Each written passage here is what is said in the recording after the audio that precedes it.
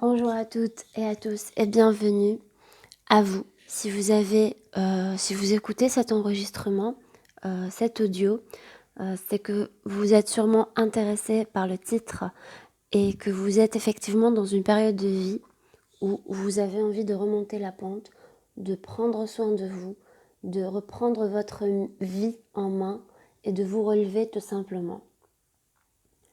Il n'y a pas une astuce magique ou un chemin magique à prendre, miraculeux qui va vous sauver. Il n'y a pas non plus un héros ou une héroïne qui va débarquer dans votre vie pour vous sauver.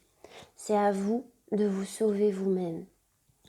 C'est à vous de choisir les outils, plusieurs outils que vous allez combiner dans votre vie afin d'améliorer celle-ci et d'atteindre le bien-être et l'épanouissement personnel et l'épanouissement dans tous les domaines de la vie.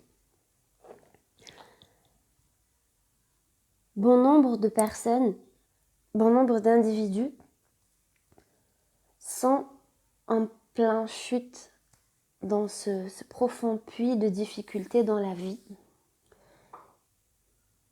et n'ont pas ce réflexe de s'accrocher à quelque chose à côté pour pouvoir remonter doucement.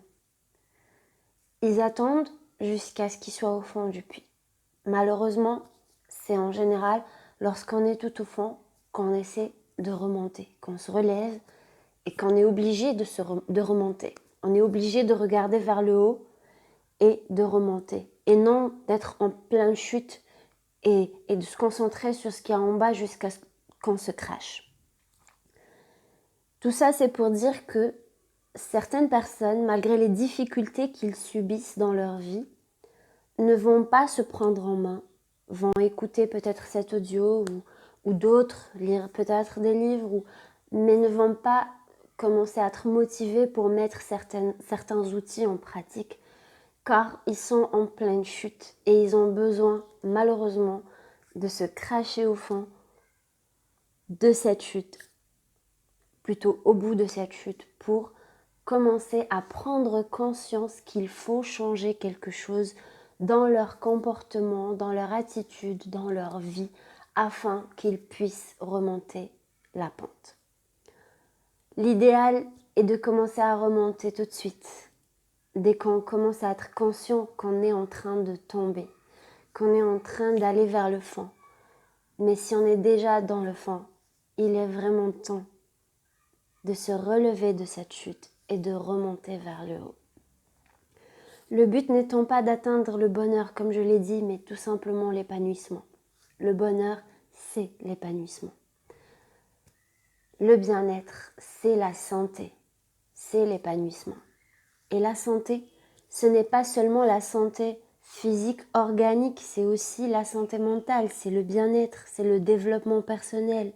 C'est, comme je le dis toujours, étant médecin, m'intéressant à la médecine générale, mais la médecine holistique dans sa globalité, intégrant le développement personnel, le développement de l'esprit. Je pense que rien ne va sans l'autre. On ne peut pas guérir son corps sans guérir son âme, sans essayer de s'améliorer, peu importe de quel stade, car il y a des stades différents desquels on part. Ce n'est pas pareil quelqu'un qui se reconstruit d'une grande blessure, d'une autre personne qui se reconstruit d'une plus grande blessure ou d'une moins grande blessure. Ça n'est pas pareil si on est dans une région où il y a des difficultés, un climat géographique, géopolitique où il y a des tensions. Ce n'est pas pareil si on a du temps libre, si on a des moyens financiers ou pas. Ça dépend du soutien qu'on a de nos proches. Les gens sont différents. On ne peut pas donner une seule recette qui va être efficace pour tout le monde. Mais par contre, il y a des outils à combiner entre eux afin que ces outils-là vous permettent d'avancer, peu importe le point à partir duquel vous allez démarrer ce cheminement vers le bien-être. Je vais essayer d'énumérer, de citer plusieurs moyens que certains d'entre vous vont dire mais ça c'est connu. Ça, je sais. Mais il y a une différence entre savoir que quelque chose peut vous aider et prendre réellement conscience que cet outil va changer votre vie vers le mieux. Être déjà réceptif à tout ce qui peut vous aider. Être déjà dans la demande pour améliorer sa vie. C'est se sentir et être en plein éveil spirituel. Et en général, c'est après un grand coup dur dans la vie qu'on commence à ressentir cet éveil spirituel. Parmi, je vais juste nommer quelques signes, le fait de réaliser les erreurs du passé, mais d'en être réellement conscient. De réaliser, par exemple, que dans le passé, on a trop vécu dans la peur de l'avenir et ça nous a gâché le moment présent et que le moment présent est maintenant devenu le passé et nous avons de l'amertume quand on y pense. Et réaliser que penser à ce passé douloureux, si on y pense trop, cela va gâcher notre présent et donc l'avenir à venir, les jours à venir. Je ne sais pas si vous avez compris. J'essaie de dire par là que tout ce qui importe, c'est le présent. Il faut se souvenir du passé pour en prendre des leçons, pour garder de bons souvenirs, mais pas pour détruire notre présent. Je ne vais pas détruire ma journée en pensant à ce qui s'est passé. Je ne vais pas détruire ma journée, car si je la détruis, c'est aussi la journée de demain et d'après-demain, et je vais ainsi saboter mon avenir. Je ne vais pas non plus vivre dans la peur du futur et gâcher ma journée, car la journée d'aujourd'hui, demain, ça sera hier. Et donc, je gâcherai mon passé et je gâcherai le souvenir que j'ai eu de cette vie. Aujourd'hui, c'est hier et aujourd'hui, c'est demain. Nous n'avons que ce jour-là. Effectivement, il faut penser à l'avenir, il faut faire des efforts, il faut penser à faire des projets, à développer ses finances, développer ses relations, développer sa personne pour être une meilleure personne pour demain. Mais le plus important, c'est d'être conscient qu'on est là aujourd'hui. C'est de dire que cette journée, c'est la seule chose que j'ai. Si aujourd'hui je ne me fais pas belle ou beau, je n'ai aucune raison d'attendre de le faire demain ou après-demain ou hier ou c'est maintenant. Si aujourd'hui je ne m'occupe pas de manger bien, de penser à ma santé, si aujourd'hui je ne passe pas de temps avec mes enfants, avec mes parents, avec mes êtres chers, un temps de qualité, je n'ai pas beaucoup de chance de le passer demain. Si aujourd'hui je n'essaie pas de gommer mes défauts, c'est pas demain que je vais gommer mes défauts. La vie est si courte, ce ne sont que des petits cycles, des années qui passent si vite. Et nous n'avons qu'aujourd'hui entre nos mains. C'est un des premiers outils, c'est cette pensée de se concentrer sur ce jour, sur le jour que nous vivons, sur la journée que nous vivons aujourd'hui.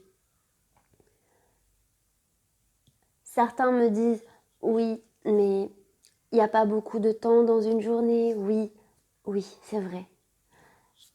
Il y a tellement de livres de développement personnel qui parlent du miracle de se lever tôt et qui se l'approprient réellement, ce qui me surprend.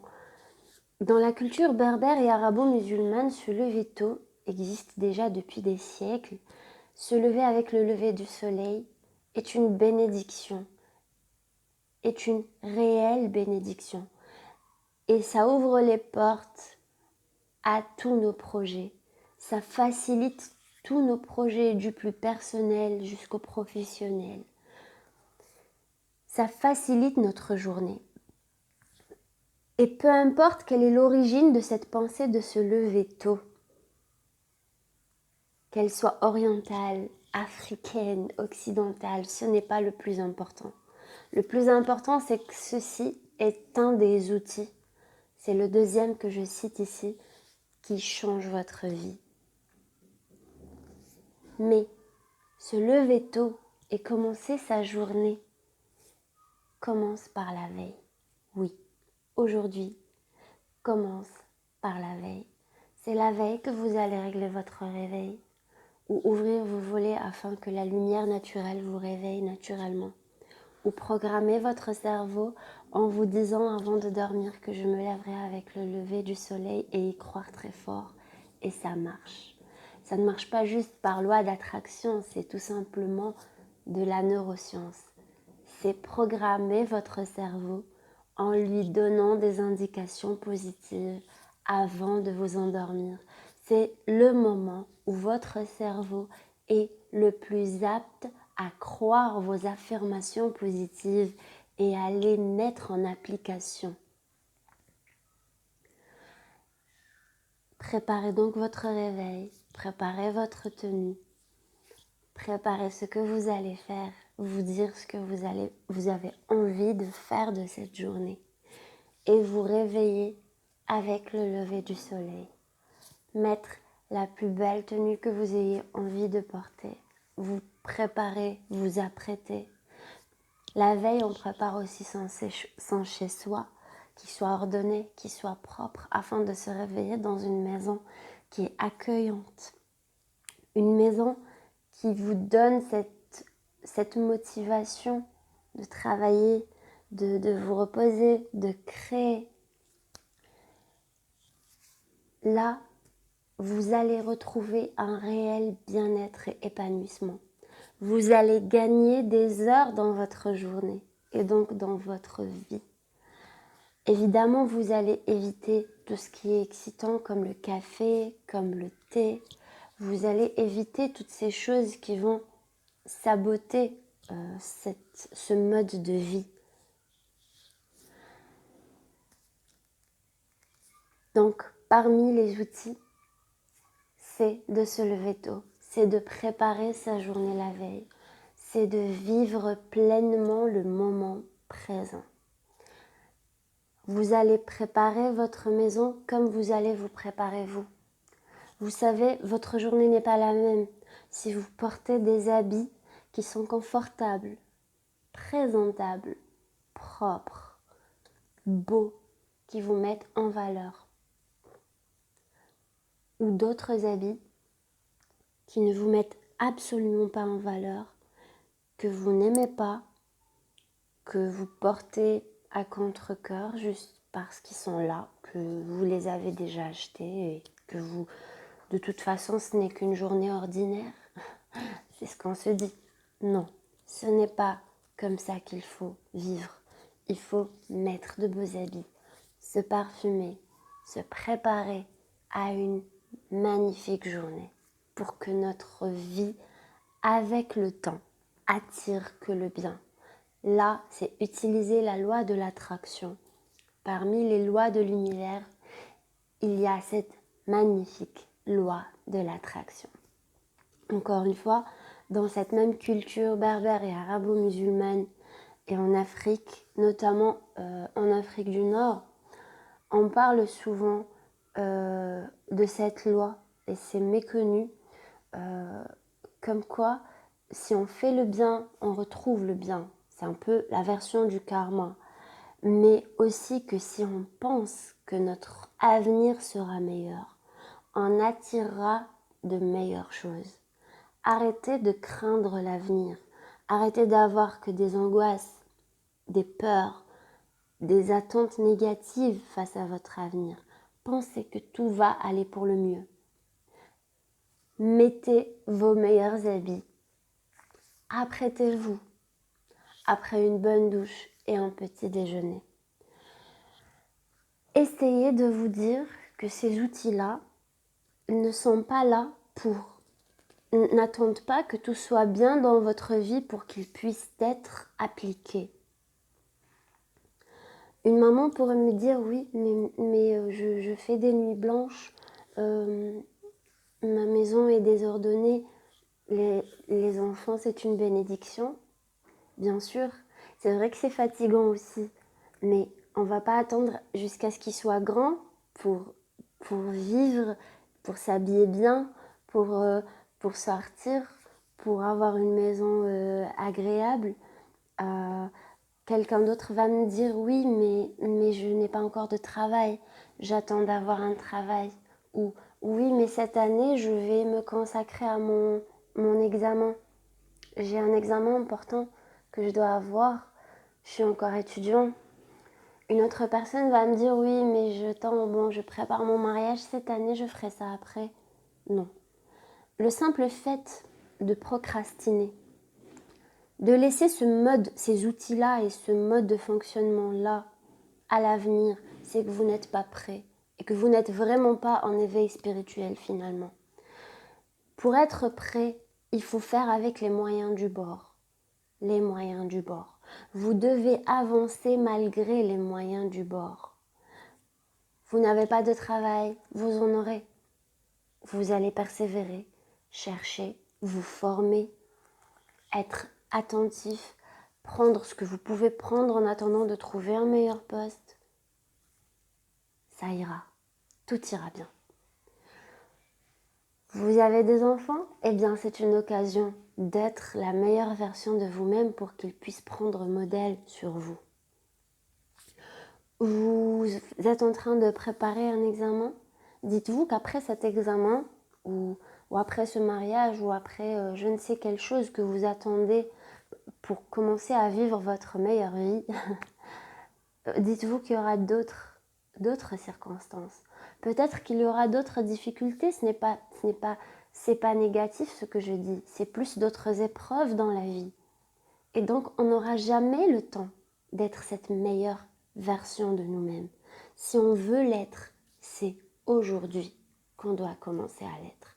Ce n'est pas demain, ce n'est pas après l'examen, ce n'est pas quand vous vous marierez ou quand vous aurez des enfants ou quand...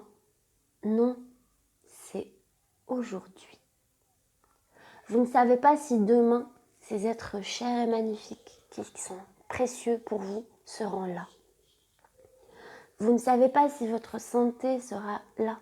Vous ne savez pas si vous serez là. Vous ne savez pas si les moyens de demain seront meilleurs que ceux d'aujourd'hui. Nous n'avons que cette magnifique journée, avec les épreuves qu'elle comporte et qu'on doit surmonter. Car au fond, on vole quelques moments à la vie, quelques moments de paix, et qui nous donnent beaucoup de courage pour affronter les moments difficiles. Car on sait qu'après ces difficultés, il y a ces moments paisibles que l'humain arrive à apprendre de cette vie et qui en valent la peine pour nous et ceux qu'on aime. En parlant de maison, là je vais enchaîner les outils. Je ne vais pas parler que d'une seule chose. En parlant de maison, je vous invite à vous intéresser à deux concepts. Un qui est plus général et un autre qui concerne vraiment votre lieu de vie, votre maison. Il y a un concept qui s'appelle le Feng Shui. Je vais parler du Feng Shui dans la version la plus moderne et la plus actuelle qui soit. C'est quelque chose qui relève plus du bon sens, je trouve, mais il y a une appellation qui a été mise sur cette façon de vivre. Et donc on l'utilise pour que ce soit reconnu par tout le monde. C'est plus pratique de mettre un nom sur quelque chose, mais c'est quelque chose qui relève tout simplement du bon sens et des observations au fil des années. C'est d'origine orientale, asiatique. C'est une façon d'organiser sa maison. Déjà, c'est avoir peu de choses, mais ça, c'est autre chose. C'est le minimalisme qu'on va voir après et qui n'est pas du tout et uniquement ni asiatique ni occidental, qui est très typique de l'Orient, de la culture berbère. Voilà. Mais là, le Feng Shui, c'est plus l'Asie Et là, je vais dire que c'est quelque chose qui peut vous être utile, même si ça peut être vraiment quelque chose de basique et de simple. Quand vous entrez dans votre maison, quand vous entrez dans un lieu, vous n'avez pas une sensation différente d'un lieu à un autre.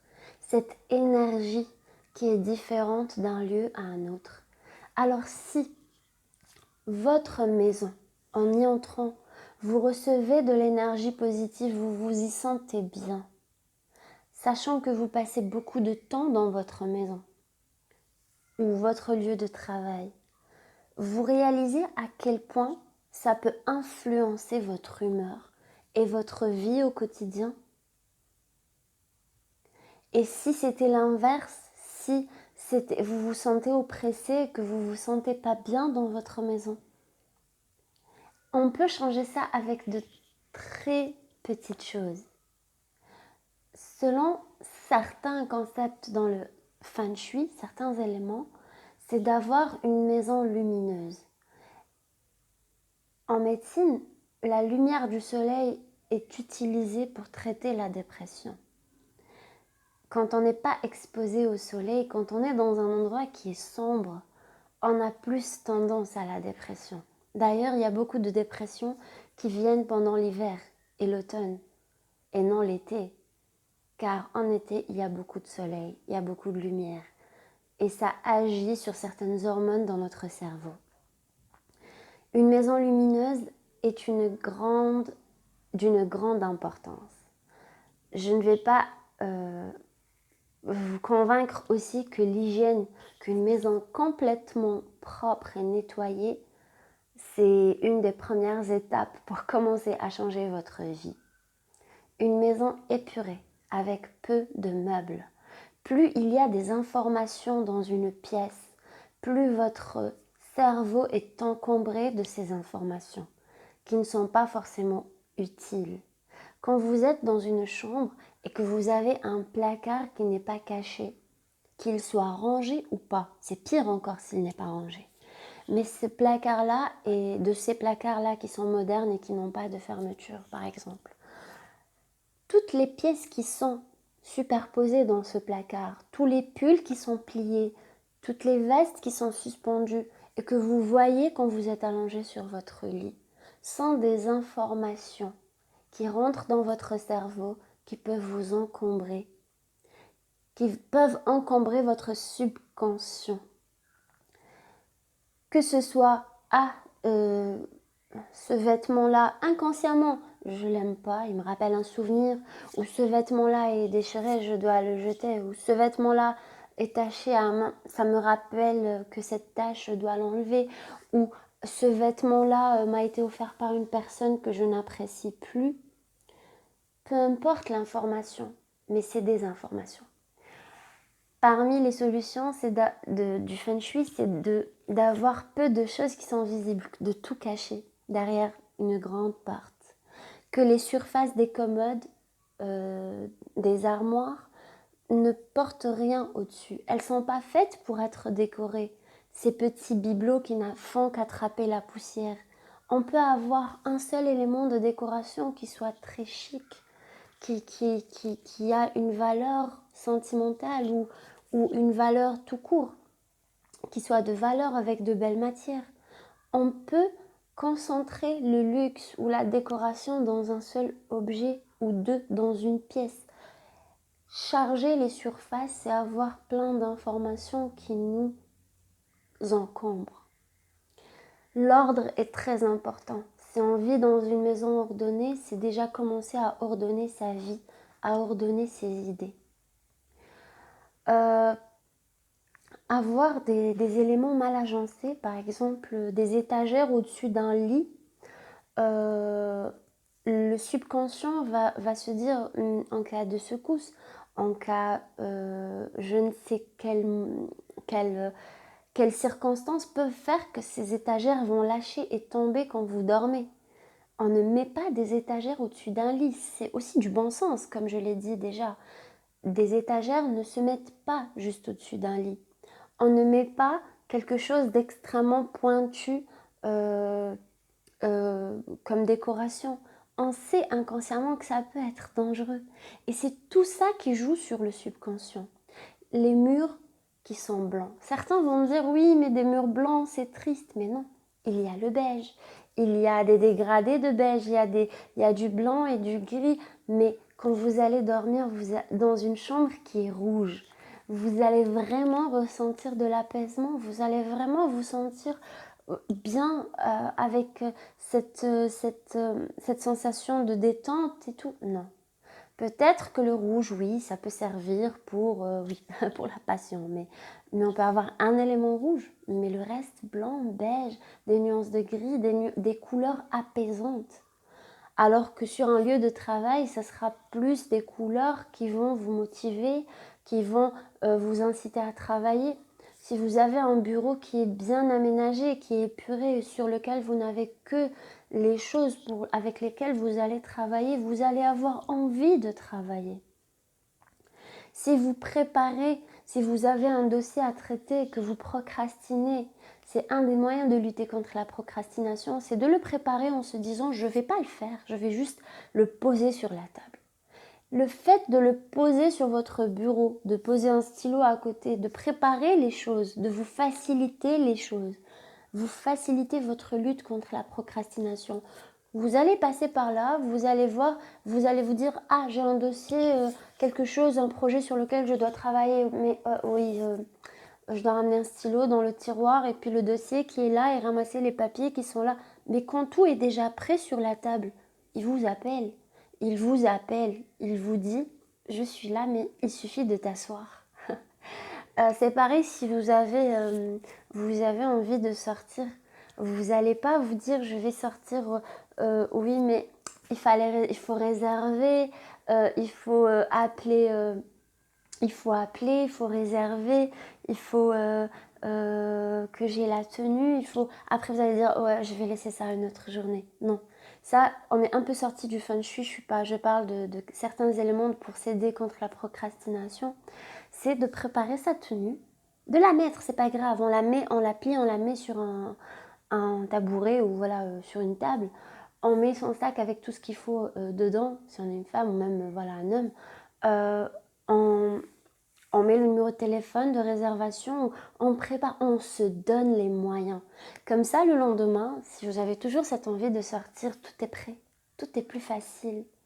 Là, vous vous encouragez, vous vous aidez vous-même. Vous vous aidez vous-même. Donc, comme je disais, pour revenir au feng shui, ça parle aussi d'énergie positive, d'énergie négative. Dans le feng shui, par exemple, on ne met pas un miroir en face du lit. Voilà, on va dire pour eux, c'est pour le moral, c'est pas le top. On met pas une porte en face d'une autre porte. C'est vrai, quand on rentre dans une pièce qui a une porte en face d'une fenêtre, on n'a pas ce sentiment de sécurité. On ne sait pas comment expliquer les choses, mais on se sent beaucoup mieux quand la porte n'est pas en face de la fenêtre. Quand les rideaux de la fenêtre sont clairs et qu'ils laissent passer la lumière, par exemple. Il y a tellement d'éléments d'agencement, par exemple, dans une pièce que il y a un passage facile dans la pièce, que les meubles ne soient pas au centre de la pièce, qu'il n'y a pas de meubles au milieu, qu'il y ait un grand passage de l'énergie. On dit ça, on dit un passage de l'énergie. Que tous les objets soient fonctionnels, qu'ils aient une fonction réelle, qu'on les utilise. Là, je vais passer au minimalisme. Le minimalisme, c'est tout simplement de trier, de se contenter de peu. Et comme je disais, en Afrique du Nord, ils utilisent souvent cette phrase de dire la baraka est dans le peu. La baraka est dans le peu. La baraka, c'est tout ce qui est positif, tout ce qui est abondance. C'est tout ce qui est un plus dans votre vie, quelque chose de positif dans votre vie. Et dans la culture asiatique aussi, on a ce minimalisme-là. Il y a beaucoup de livres qui en parlent.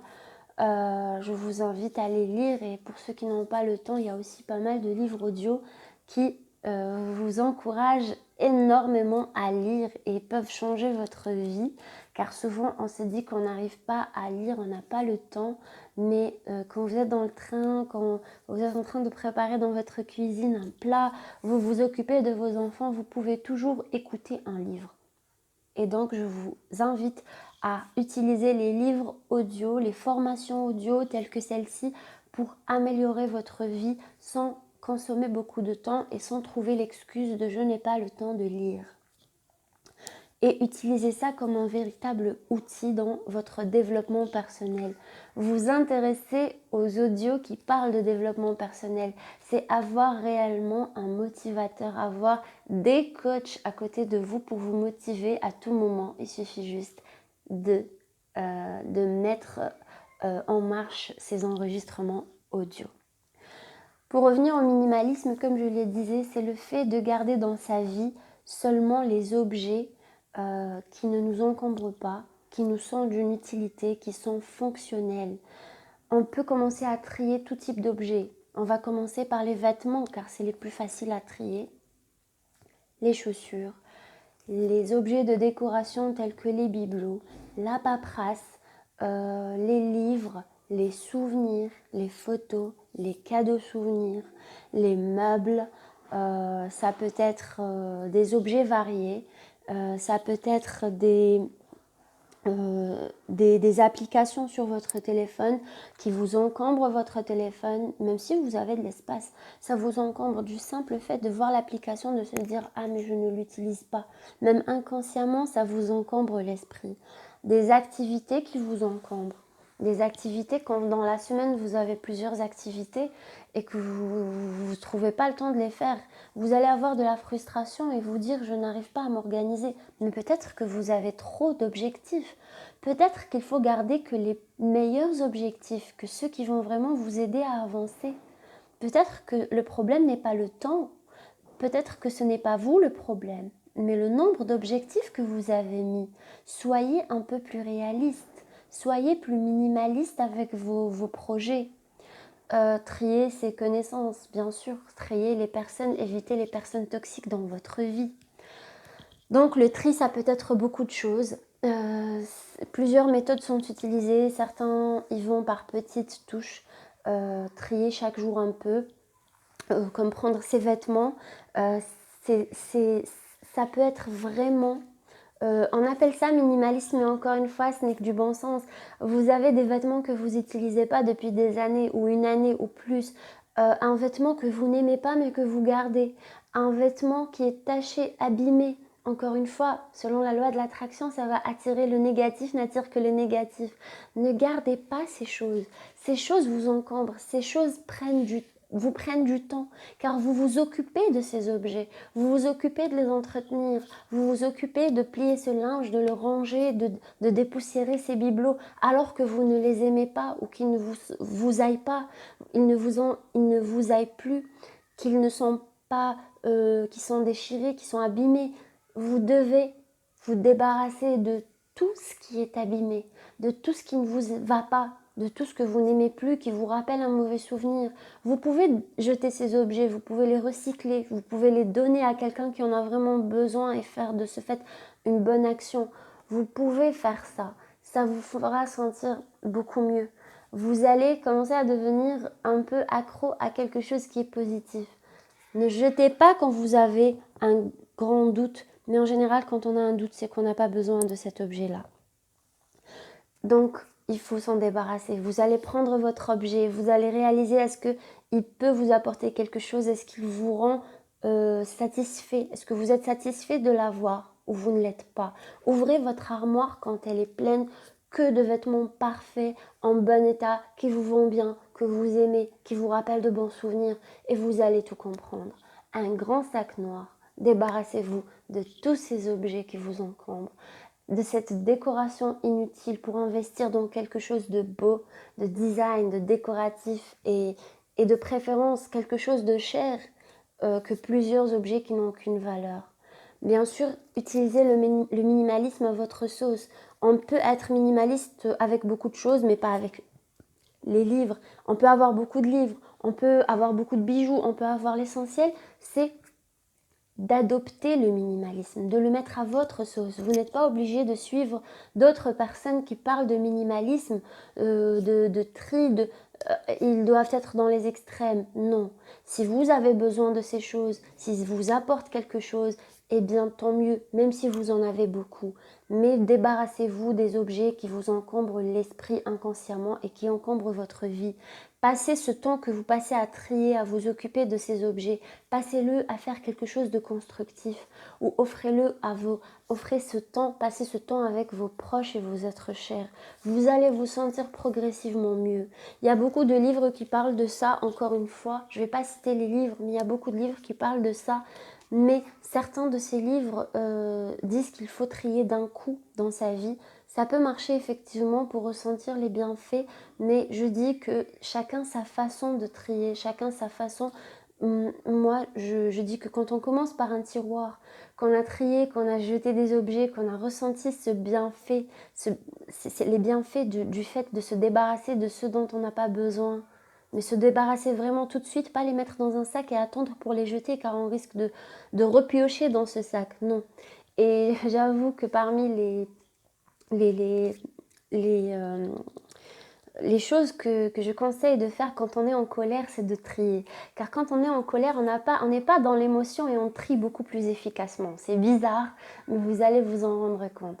Donc je vous invite à trier, même si c'est petit à petit, même si c'est progressif, même si c'est par tiroir, même si c'est par catégorie.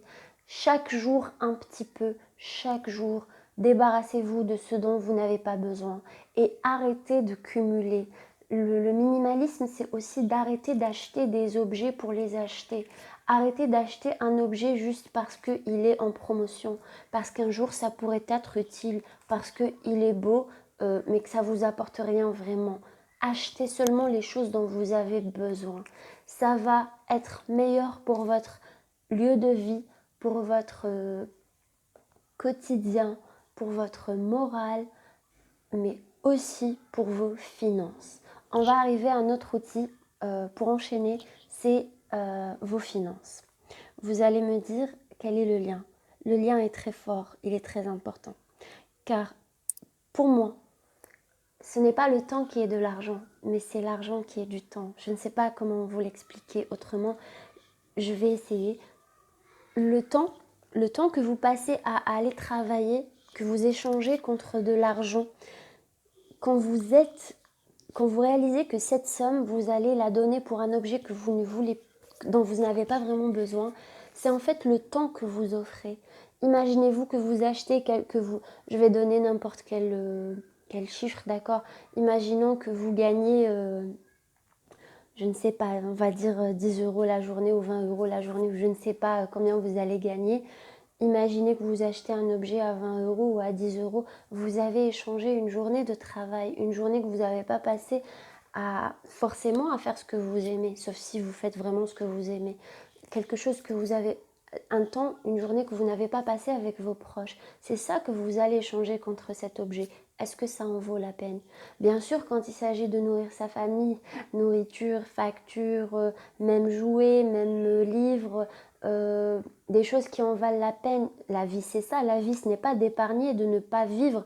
La vie, c'est aussi de consommer cet argent gagné pour vivre, pour acheter des choses qui nous aident à améliorer notre vie, mais pas pour acheter des choses qui nous encombrent et qui nous servent à rien. À ce moment-là, il faut plus épargner et investir cet argent dans quelque chose qui va vous ramener de l'argent sans que vous échangez cet argent contre le temps. Encore une fois, beaucoup de livres de finances et d'indépendance financière parlent de ça, mais c'est toujours bon de le rappeler. Certaines personnes vont dire j'ai du mal à épargner, mais c'est parce que vous ne commencez pas par épargner. On ne peut pas épargner quand on attend de voir ce qu'on va dépenser dans le mois et d'épargner ce qui reste. Ça ne marche pas comme ça car il y aura toujours des dépenses et des imprévus. Il faut d'abord se dire voilà mon salaire. Bien sûr, ce n'est pas valable pour tout le monde, ça dépend des salaires, je comprends, mais je parle de façon assez générale. Voilà, ça peut concerner peut-être un peu plus la classe moyenne. Quand vous avez un salaire, vous vous dites je ne sais pas, je vais vraiment donner des chiffres approximatifs. Vous allez vous gagner 2 000 €, mais vous savez très bien qu'il y a des gens qui vivent avec 1 200 €. Vous savez très bien qu'on peut vivre avec ça. Vous savez très donc vous allez vous dire si ces gens vivent avec ça, pourquoi moi je n'épargne pas ce surplus? Et vous allez épargner avant même de commencer à dépenser votre salaire en acceptant l'idée que votre nouveau salaire, c'est celui qui est après épargne. C'est ce qui reste après avoir épargné. En acceptant cette idée, vous allez pouvoir commencer à épargner. L'épargne n'étant pas suffisante, car l'épargne, c'est avoir de l'argent en cas de difficulté. Ce qui est très important, c'est d'avoir deux types d'épargne. Une épargne qui couvre les 6 mois, 6 mois de vie en cas de chômage, en cas de coup dur dans la vie, qui sont à côté, qui sont dans une liquidité facile à obtenir, voilà, en cas d'imprévu. Et un autre type d'épargne qui a pour objectif votre indépendance financière, qui a pour objectif de vous libérer du temps et de l'énergie pour passer ce temps à faire les choses que vous aimez, même si ces choses que vous aimez incluent de travailler, mais travailler à votre rythme. Quand vous avez une source de revenus supplémentaire, vous êtes moins stressé. Quand vous investissez cet argent dans un actif qui vous fait rentrer de l'argent sans que vous échangez cet argent, du temps contre cet argent, comme un bien immobilier, quelque chose que vous allez louer, et vous allez donc investir dans ce bien locatif ou autre type d'investissement, une petite entreprise, peu importe ce que ça peut être, n'importe quoi qui puisse vous faire rentrer de l'argent selon vos compétences. Mais pour ça, il faut voir quelle est la chose pour laquelle vous êtes le plus doué. Et c'est là où on arrive à la mission de vie, où vous allez voir qu'est-ce que dans votre vie, dans votre parcours professionnel, personnel, ce que vous avez vécu dans votre vie, les difficultés que vous avez surmontées, les choses pour lesquelles vous êtes le plus doué. Quand vous voyez tout ça, vous allez trouver des points en commun entre tout ce que vous avez vécu dans votre vie et vous allez vous rendre compte de quelle est la meilleure chose que vous pouvez offrir à ce monde. Et c'est là que demeure votre mission de vie. Et il n'y a aucun mal à monétiser ça. Si vous apportez du bien au monde, si vous apportez une valeur au monde à travers votre mission de vie qui va représenter aussi quelque chose que vous aimez faire et pour lequel vous êtes doué et qui peut vous rapporter de l'argent, c'est rapporter aussi du temps, car vous allez gagner du temps à passer avec vos proches, à passer à faire des choses vraiment importantes. Donc ça, c'est important. Observez, réfléchissez, ça prend du temps. C'est un processus qui prend du temps. Ça prend du temps de trouver sa mission de vie. Ça prend du temps de trouver qu'est-ce qu'on peut vraiment apporter. Des fois, on se dit, oui, mais je peux faire ça. Je peux apporter ça au monde. Moi aussi, je veux faire comme cette personne. Mais peut-être que ces choses-là ne sont pas faites pour vous. Peut-être qu'il faut se concentrer sur ce qui est votre parcours, sur les choses dans lesquels vous êtes vraiment doué, que vous pouvez apporter quelque chose au monde. C'est là que demeure votre mission de vie. Et ne lâchez pas votre travail jusqu'à ce que vous puissiez être vraiment stable financièrement.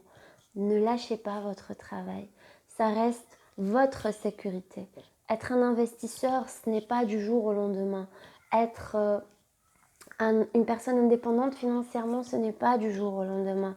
Apprenez à faire des économies, apprenez à diminuer vos dépenses, apprenez à épargner, apprenez à investir avec des petites sommes en faisant des erreurs. Formez-vous à ce sujet. Il y a tellement de livres qui parlent de ça, tellement d'enregistrements qui parlent de ça, de conférences qui parlent de ça. Formez-vous et n'investissez que dans des choses que vous maîtrisez. Pas que vous avez envie de faire parce que les autres font comme ça, non, que vous maîtrisez. Ainsi, vous allez gagner de l'énergie et du temps. L'indépendance financière, le minimalisme, le fait de vivre au jour le jour, le fait de se lever tôt, le fait d'avoir une maison qui respire l'énergie positive, le fait de se donner les moyens en préparant un événement à l'avance, en préparant les moyens qui vont être utiles pour cet événement petit à petit, le fait de faire des listes les plus détaillées possibles.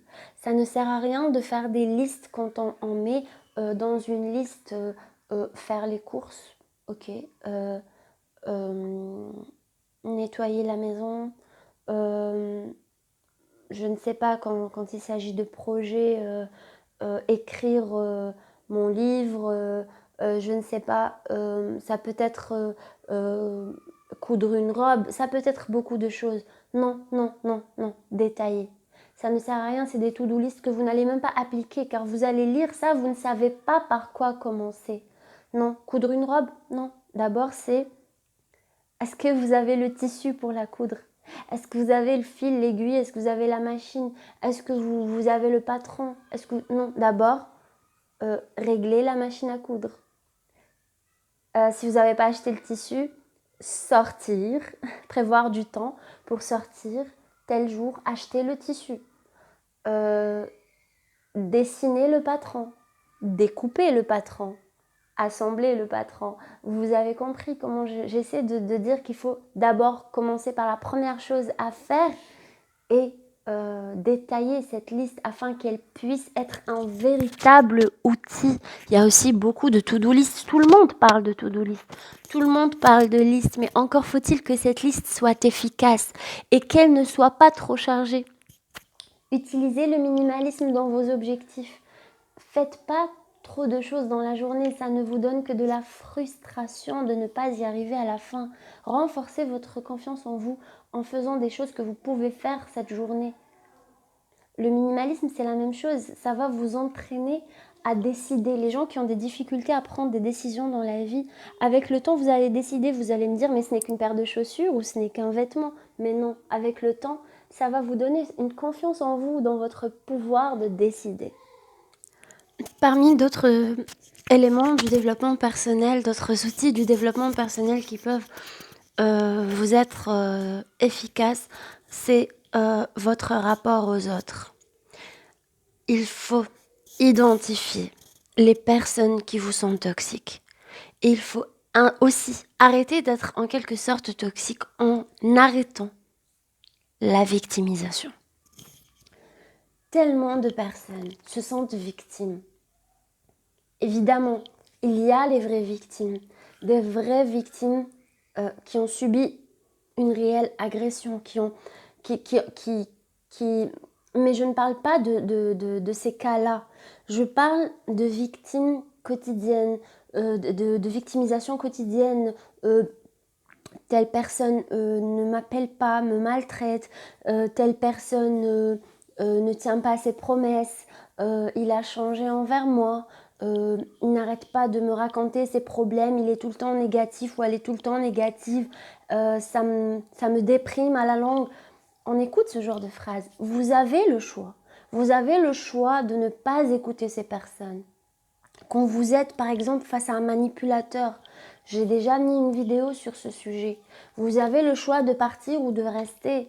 Vous pouvez aussi apprendre à gérer ce genre de personnalité quand vous ne pouvez pas partir. Il faut stopper, même si on ne stoppe pas la relation, on peut stopper les méfaits de cette relation sur soi. Quand vous êtes face à un obsessionnel qui vous raconte ses obsessions à la force, ça vous encombre l'esprit, ça vous saoule, ça vous diminue votre énergie, car vous passez beaucoup d'énergie à le convaincre. Vous pouvez arrêter, vous pouvez lui dire, tu as un problème, tu dois le régler, tu dois te soigner. Je ne suis pas là pour ça. Vous savez, des fois, les gens, ils essaient d'aider des personnes alors que ça leur porte atteinte. Non. Vous aidez les gens déjà qui demandent à être aidés. Si vous essayez d'aider quelqu'un à changer ou d'améliorer quelqu'un qui ne veut pas changer, vous allez tout simplement détruire votre énergie. Vous allez vous détruire.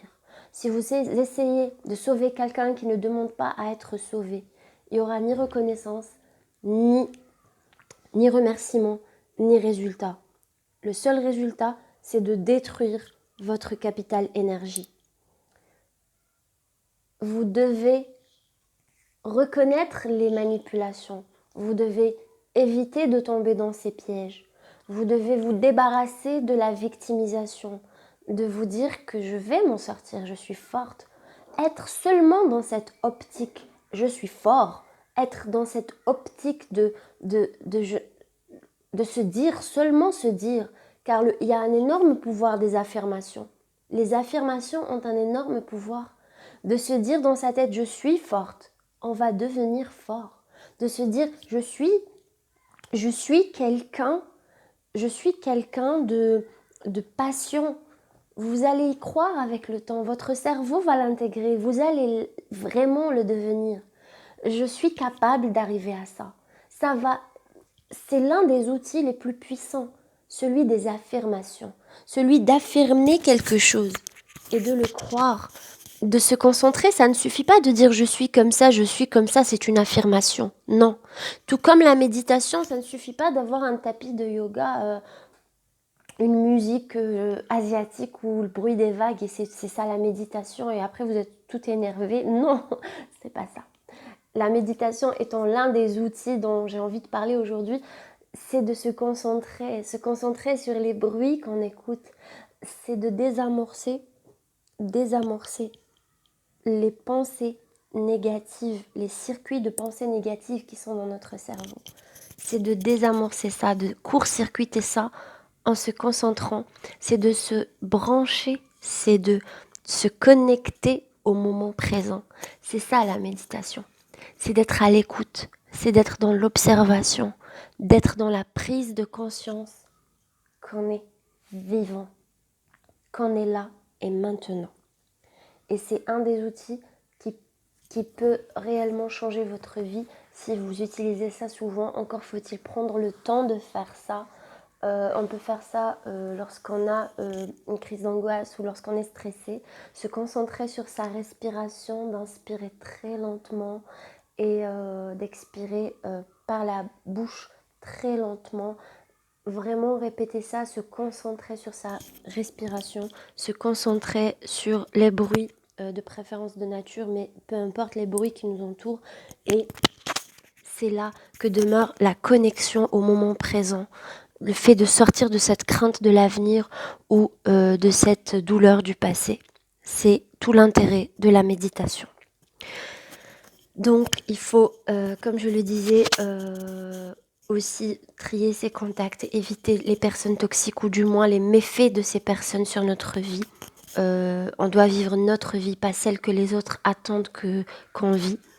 Un autre conseil que je vais donner, c'est lorsque nous sommes vraiment perdus, que nous n'arrivons pas à prendre une décision, cette fâcheuse tendance à demander de l'aide. Oui, on peut demander les avis des gens, mais dites-vous bien que peu importe l'avis qu'on va vous donner, si ça vient pas vraiment de vous, vous allez peut-être regretter. Vous pouvez pas prendre une grande décision parce que quelqu'un vous a donné tel conseil. Il peut vous donner des conseils pour arriver à décider, oui. Il peut vous épauler, vous dire peu importe ce que tu vas décider, je suis avec toi. Mais prendre une décision, ça ne peut venir que de vous. Vous pouvez réunir tous les conseillers du monde, les gens qui ont eu la même expérience, vous pouvez tout réunir. Mais ça ne sera utile que si vous utilisez ça pour que vous puissiez prendre vos décisions. Je parle des grandes décisions de la vie, des décisions qui peuvent vraiment changer votre vie, des décisions qui sont parfois difficiles. Arrêtez de penser que telle personne a la solution, telle personne va peut-être me conseiller mieux, j'aurais dû demander à telle personne de ma famille ou de mon entourage, ou je me demande que penserait cette personne de ça. Non, c'est à vous. Quand la décision vient de vous, vous n'allez pas regretter. Et si vous regrettez, c'est à moindre degré, car vous avez vraiment toutes les cartes en main, vous avez toutes les données pour prendre cette décision. C'est votre vie. Concentrez-vous sur ce que vous voulez vraiment. Prenez le temps, ne vous précipitez pas. Réfléchissez vraiment quand une décision peut améliorer votre vie et passez à l'action. Une fois que c'est fait, ne regardez plus en arrière. Ça ne sert absolument à rien. Ça ne changera rien. Il faut vous dire que dans la vie, on n'est que des êtres humains. On ne peut pas forcément prendre que de bonnes décisions. On fait de notre mieux, mais une fois que c'est fait, il faut avancer. Car au fond, nous ne sommes que des êtres humains et que vous soyez croyant ou pas, il y a une force qui est supérieure, cette force dans l'univers, cette énorme intelligence qui fait que tout est coordonné, que tout est complémentaire, que le corps humain soit aussi fascinant, que que la science montre à quel point le corps humain est fascinant, que tout ce qui est vivant est fascinant, que notre univers est fascinant, d'une intelligence qui dépasse tous les ordinateurs, tous les cerveaux du monde réunis. Et il y a donc cette force supérieure qui est là et qui est bienveillante, qui nous guide, qui dans tous les cas euh, vous fait sentir que vous avez un certain contrôle, mais vous n'avez pas tout le contrôle. Et il s'agit aussi d'essayer de lâcher prise, d'arrêter d'être trop dans le contrôle, d'arrêter d'être trop dans l'attente que quelqu'un vous sauve, dans l'attente que quelque chose change. Tout est entre vos mains. C'est à vous d'améliorer votre vie, c'est à vous de commencer aujourd'hui, c'est à vous de commencer maintenant. Partagez, redonnez un peu de ce que vous avez reçu, que ce soit de l'argent, que ce soit de l'aide, que ce soit de la présence, du temps. Redonnez au monde, redonnez à ceux qui sont le plus dans le besoin. Redonnez, redistribuez un peu de ce que vous avez reçu de cet univers et vous allez en recevoir plus. Est-ce que vous avez remarqué ça? Quand vous faites quelque chose, il est décuplé. Quand vous plantez quelque chose, vous plantez une seule graine et vous allez avoir plusieurs fruits. C'est vraiment le principe. Ceux qui sèment le mal trouvent le mal. Ceux qui sèment le bien trouvent le bien. Eh bien, c'est pareil. Et selon la loi de l'attraction, quand vous commencez quelque chose, bien sûr, ça ne suffit pas de commencer, il faut aussi faire ça de façon répétitive. Quand vous commencez à vous intéresser à la liberté, par exemple, financière, vous allez être plus dedans. Vous allez de plus en plus lire ces livres qui parlent d'indépendance financière, de gestion, de commerce. Vous allez plus vous intéresser à l'investissement, vous allez être plus dans ça. Quand vous vous intéressez par exemple à une femme qui s'intéresse à la mode, à la beauté, qui se prenait pas trop en main avant, elle va commencer par le maquillage, ensuite les vêtements, après elle va commencer... le départ est toujours difficile, mais le début est difficile, mais après, quand on est lancé dans quelque chose, on a tendance à aller loin dans cette chose-là. Quand quelqu'un commence à s'intéresser à lire, au début, il lit un livre tous les 2 mois, ensuite tous les mois, ensuite ça va commencer à se rapprocher, il va lire de plus en plus et être de plus en plus accro à ça. Le sport, c'est pareil. Ça a l'air tellement difficile au début, mais quand on commence, la première fois, oui, c'est difficile. Puis la deuxième, si on se force à la deuxième et on se force à la troisième et à la quatrième fois, la cinquième fois, on n'aura pas, on sera pas obligé de se forcer, ça sera vraiment facile. Et c'est ça que j'essaie de vous dire. Essayez de faire les choses que vous avez envie de faire. Si vous avez envie de commencer le sport, qui est un véritable, pas outil, mais miracle, car ça change vraiment, ça vous change votre corps, ça vous change votre mentalité, votre humeur, vous vous sentez forcément de meilleure humeur après une séance de sport, et même entre les séances de sport. Mais commencez, faites ce premier pas. Faites ce premier pas et ce deuxième pas et ce troisième pas et le quatrième, le cinquième sera facile et vous serez lancé vous serez dans cette lancée. Ça sera difficile d'arrêter et donc vous y arriverez. Il suffit de commencer les choses que vous voulez commencer. Il suffit de commencer et d'avancer encore, de faire ce deuxième pas et ce troisième et ce quatrième pour que les autres pas soient plus faciles. Le premier pas n'étant pas suffisant, il faut répéter. Il faut répéter les choses, mais commencez. Vous vous intéressez à l'indépendance financière, mais commencez d'abord. Lisez quelque chose concernant cela. Et puis, faites le deuxième pas. Écoutez un audio qui parle de ça. Et puis, faites l'autre pas. Commencez à épargner une toute petite somme. Et puis, investissez une petite somme. Commencez par des petits pas et vous allez être lancé dedans. Le sport, pareil. Commencez. Faites une séance de footing un matin où vous êtes motivé. Et puis, forcez-vous à le faire 2 jours après. Et forcez-vous à le faire 3. Forcez-vous, ça sera difficile, mais après, ça ne le sera plus. C'est pareil pour tout. Pour le fait d'être minimaliste, d'améliorer sa garde-robe, d'améliorer sa maison. Vous faites un petit effort. Faites un petit effort pour le premier pas, pour le deuxième pas, pour le troisième, le quatrième. Et vous allez voir que ça sera difficile d'arrêter. Et vous allez progressivement, ça va devenir très facile. Vous n'aurez pas besoin de vous concentrer. Vous n'aurez plus à procrastiner. Vous êtes lancé dedans. Vous êtes attiré par ça. C'est l'une des lois, C'est la loi de l'attraction. Respectez-vous, aimez-vous. Quand vous allez manger, que vous voyez qu'il y a de la nourriture qui est pleine de gras, pleine de produits chimiques, respectez votre corps. Vous n'êtes pas une poubelle. Vous n'allez pas jeter dans votre corps n'importe quoi. Quand vous mangez, que vous n'avez plus faim, je ne dis pas qu'il faut jeter, vous pouvez donner, il y a des pauvres dehors, vous pouvez le mettre au frigo. Vous ne vous forcez pas à finir si vous ne pouvez pas finir. Respectez votre rythme, respectez votre corps. Quand vous avez envie de boire de l'eau, vous ne vous dites pas je vais attendre un peu après. Non, buvez de l'eau. Quand vous avez envie de vous allonger, vous êtes fatigué, vous ne vous dites pas j'ai plein de choses à faire. Vous pouvez vous allonger. Quand vous avez envie de quelque chose, mais faites-le. Quand vous mangez, ne mangez pas avec vitesse, sans bien mâcher. Tellement de régimes échouent, car il ne suffit pas de se priver. Il ne faut pas se priver. Il faut manger de tout, mais à petite quantité. Il faut manger en mâchant et manger lentement. Il faut essayer de se rapprocher le plus possible des aliments qui ne sont pas transformés. C'est aussi simple que ça. Faire des régimes carottes ou des régimes liquides, c'est n'importe quoi. Vous allez tomber dans un effet yo-yo. Je peux comprendre quand la personne est dans une obésité morbide afin de diminuer de façon importante et dans un laps de temps court son poids, dans une question de survie.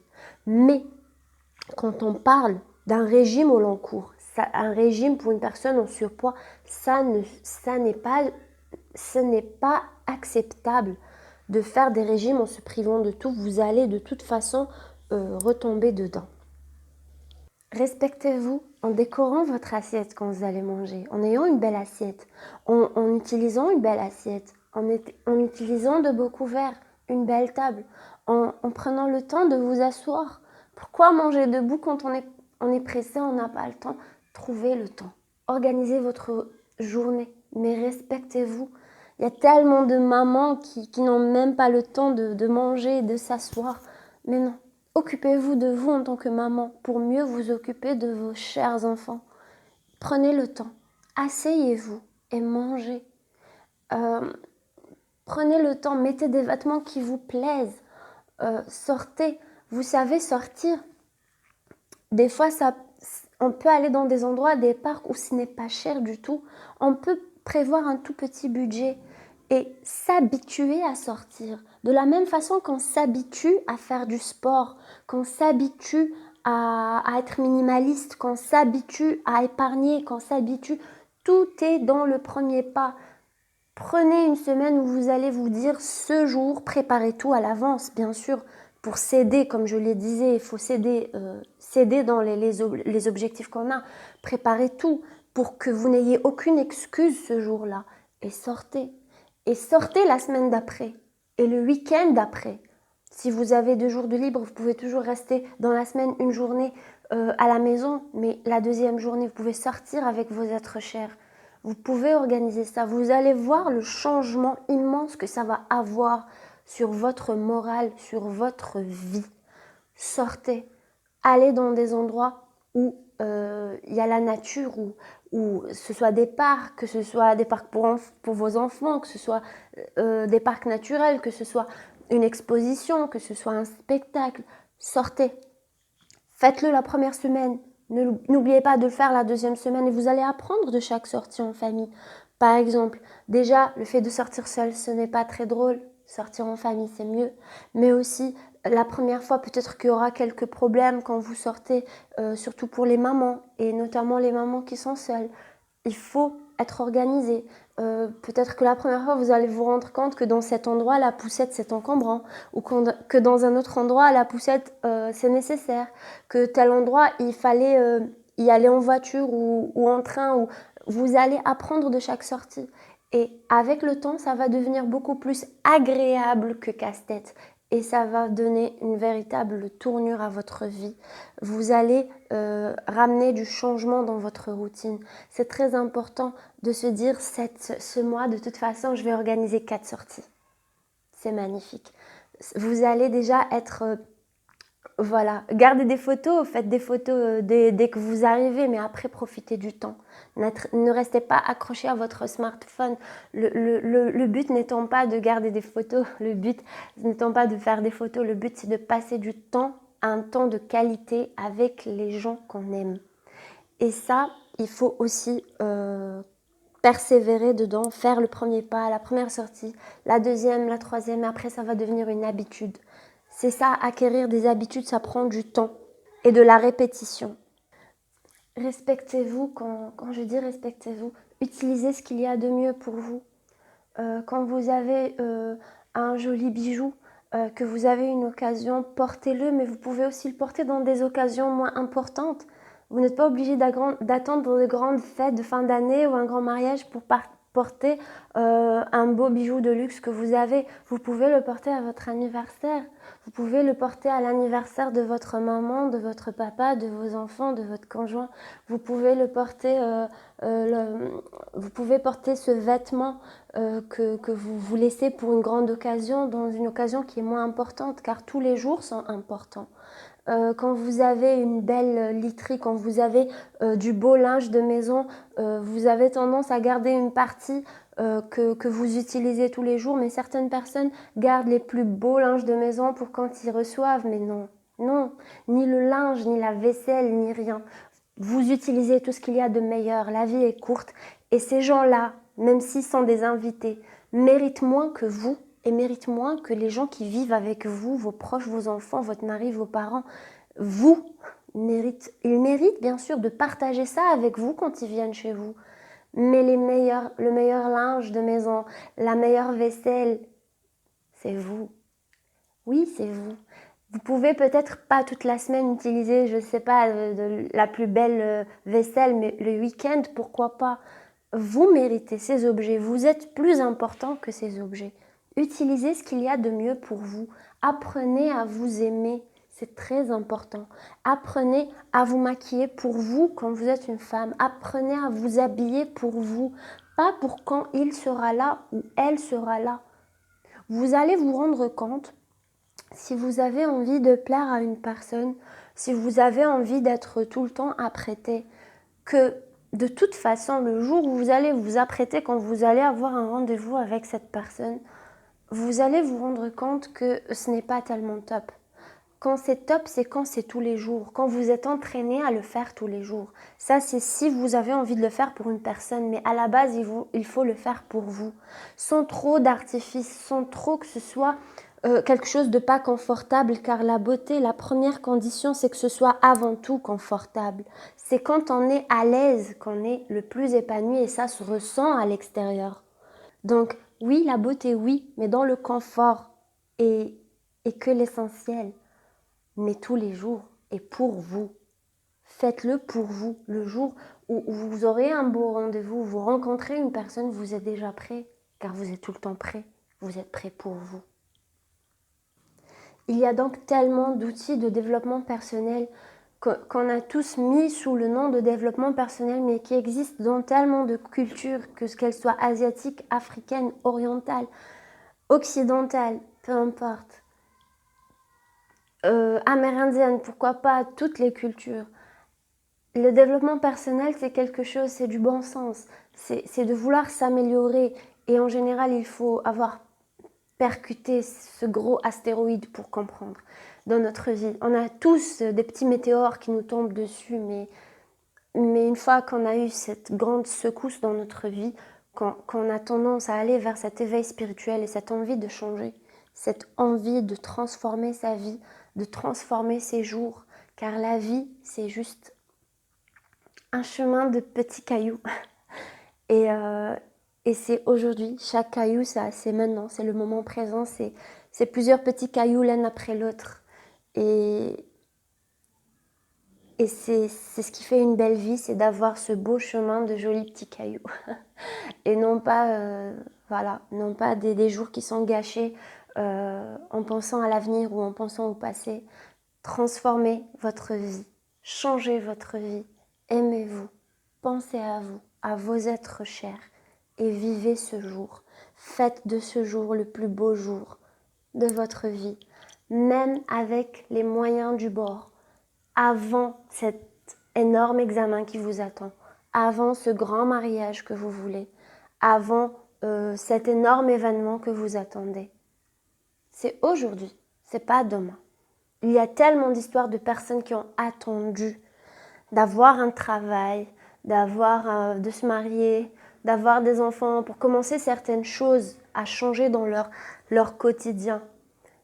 Et quand ils ont eu tout ça, ils ont perdu peut-être l'être le plus cher au monde, avec lequel ils voulaient partager ces belles choses, mais ils n'ont pas eu le temps.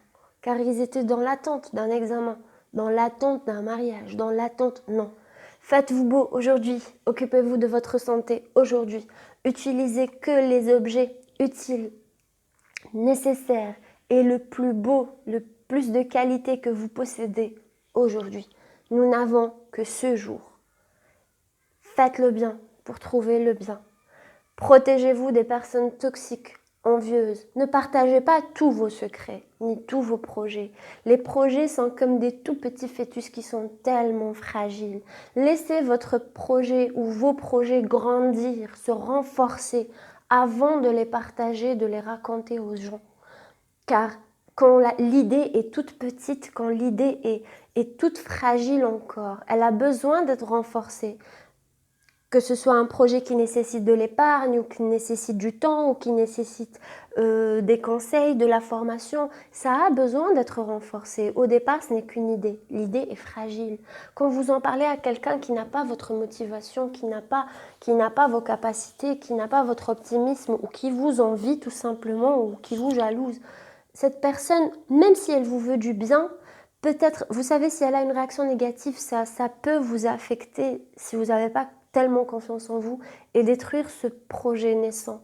Mais si cette personne vous aime et même si elle vous encourage et elle est contente pour votre idée, peut-être que dans votre tête, parmi les éléments qui vont faire que ce projet va réussir, c'est que vous trouvez que ce projet, cette idée est tout simplement magnifique. C'est géant. C'est waouh. Et quand cette personne vous dit « Ah, mais c'est une très bonne idée », inconsciemment, vous êtes déçu. Vous êtes déçu car ce n'est pas un waouh. Et ça va vous démolir votre idée. Ça va vous démolir votre projet. De ce fait, essayez de protéger vos bébés projets et partagez-les quand vous avez besoin d'aide ou quand ces projets-là ont déjà assez grandi pour être concrets, pour exister vraiment, pour pouvoir endurer les critiques et le manque d'enthousiasme de nos proches, des fois, même si ils nous veulent du bien. Protégez vos petits projets, vos petits bébés et avancez. Avancez progressivement. Soyez content d'avancer. Même si c'est par tout petit pas, le plus petit pas que vous ayez fait dans votre vie pour aller vers le bien-être, votre bien-être et celui de vos proches, c'est d'avancer. Vous pouvez être satisfait juste d'avoir avancé, même avec le plus petit pas chaque jour. Utilisez la parcimonie avec les gens qui vous agressent verbalement. Utilisez le silence. Défendez-vous sans tomber au niveau des gens qui vous veulent du mal. Ne vous transformez pas en ces gens-là. Gardez vos principes, gardez votre valeur, gardez votre hauteur. Ne vous abaissez pas à faire un combat avec des coups bas. Vous valez mieux que ça. C'est quelque chose qui peut vous sembler secondaire, mais c'est quelque chose de très important, de ne pas changer à cause des autres. Le monde a tendance à nous abîmer, à abîmer nos qualités, à renforcer nos défauts. Il faut essayer de rester le plus intègre possible. Tellement de personnes dans leur jeunesse avaient tellement de bonnes intentions, on les voit cassés vers la quarantaine, la cinquantaine. Ils sont blasés, cassés. Non, gardez cette joie de vivre, gardez cet optimisme. Ne laissez pas les gens vous casser. Les gens ne valent que ce qui sort d'eux, que ce qu'ils émettent eux. Si vous insultez, c'est eux cette insulte. C'est eux que ça dévalorise, ce n'est pas vous. Bien sûr, n'acceptez pas. Bien sûr, mettez des limites. Mais n'acceptez pas en n'écoutant pas ça, en partant, en changeant de pièce ou d'endroit. Mais pas en tombant dans ce piège qui est très facile. C'est très facile pour des personnes sensibles de tomber dedans. Essayez d'identifier vos défauts, ce que vous apportez de négatif à votre entourage. Des fois, c'est des maladies, on n'en est même pas conscient. Ça peut être un trouble de l'anxiété, ça peut être une dépression, ça peut être beaucoup de choses. Peut-être qu'il y a un traitement, une thérapie ou des moyens à suivre, d'autres conseils à suivre, des livres à lire, des conférences à écouter pour transformer cette anomalie, ce trouble, des médecins, des thérapeutes à consulter. Étant médecin, je vois qu'il y a des personnes qui dans leur vie, le problème c'est un trouble en fait, c'est une maladie. C'est une maladie et ils ne réalisent pas que c'est un trouble. Le jour où ils réalisent, ils sont déjà guéris à moitié. Et ça change leur vie de moitié. Être conscient que c'est une dépression, déjà, ils savent où est le problème. Peut-être que vos problèmes découlent d'un problème de santé. Il faut vous occuper de votre santé. Il faut essayer de chercher, de vous confier à des professionnels. C'est leur travail de diagnostiquer, de vous orienter, de vous aider.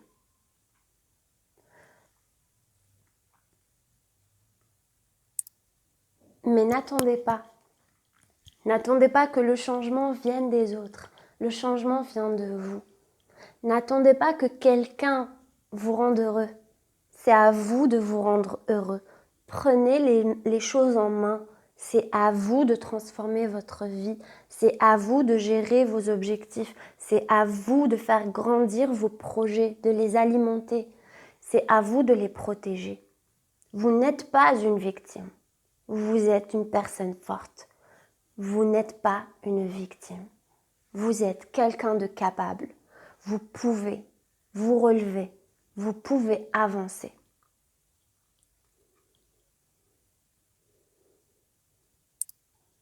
Voilà, cette vidéo comporte ce que j'estime être des outils très importants du développement personnel, d'autres conseils à côté qui peuvent améliorer votre vie, qui peuvent transformer votre vie petit à petit de façon très progressive mais très efficace. Si vous les appliquez réellement, si vous en ressentez vraiment le besoin et la motivation de changer votre vie et que vous faites le premier pas car la difficulté demeure dans le premier pas et le deuxième, le troisième, le quatrième, j'insiste, car il faut faire les pas qui suivent pour commencer à développer une habitude, pour que certaines choses s'intègrent à votre vie, que ça devienne quelque chose de naturel. Apprenez à mesurer vos mots, car les mots ont quand même un certain impact sur les autres. Ça peut blesser, ça peut construire, ça peut faire beaucoup de choses, mais ça a aussi un impact sur vous. Apprenez à croire en vous, à ne pas donner tellement d'importance aux mots des autres, mais à surveiller aussi ces mots à soi. Le silence a beaucoup de bénéfices. Le silence est quelque chose d'assez précieux. On l'utilise beaucoup en méditation. On en parle beaucoup dans tout ce qui est réflexion, tout ce qui est même quand on fait de l'affirmation, quand on essaie d'avoir des affirmations positives. Mais lorsqu'il y a des moments dans la vie, il y a des moments où rester tout simplement dans le calme, essayer d'être silencieux nous-mêmes pour ne pas être dur envers nous-mêmes avec des affirmations négatives. Le simple fait de stopper les affirmations négatives que nous avons envers nous-mêmes, c'est déjà un grand pas. Je pense que cette vidéo sera un petit peu longue, mais j'espère que cet audio-là vous a apporté quelque chose, que ça vous a au moins motivé à avancer, que ça vous a au moins rappelé certaines choses, car beaucoup de choses qui sont citées ici sont des choses connues, car ça ne relève que du bon sens, peu importe les noms qu'on peut leur attribuer. C'est un rappel, une motivation, et c'est le but de cet enregistrement. J'espère que vous allez vous occuper de vous, vous aimer, vous occuper des êtres chers et vivre aujourd'hui, pas demain, pas hier. Je vous souhaite un très bon courage et je vous dis à bientôt. C'était le docteur Saguir Ania et j'espère qu'on va se retrouver dans une nouvelle vidéo dans le même thème. de la médecine holistique, de la médecine générale, psychologie et développement personnel qui englobe tout ça englobe le développement personnel, la santé et le bien-être. Merci à tous, à bientôt.